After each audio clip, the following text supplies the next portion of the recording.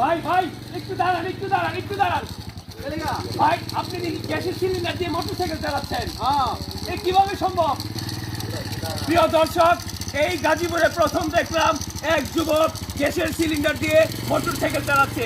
তো অবশ্যই সেই যুবকের সাথে কিছু কথা বলবো আর সেই কথাগুলো আপনাদেরকে আমি শোনাবো সরাসরি।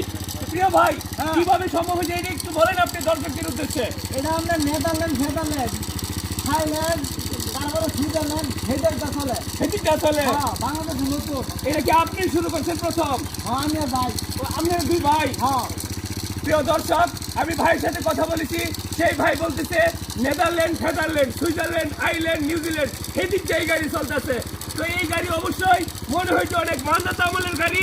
তো আমি আবারও সেই ভাইয়ের সাথে আমি একটু কথা বলবো। প্রিয় দর্শক, শুনেন সেই ভাইয়ের ভাই কি বলে। তো ভাই একটু কথা যদি বলতেন আপনি, কি বলবো? এই যে এই গাড়িটা কিভাবে আবিষ্কার করলেন আপনারা?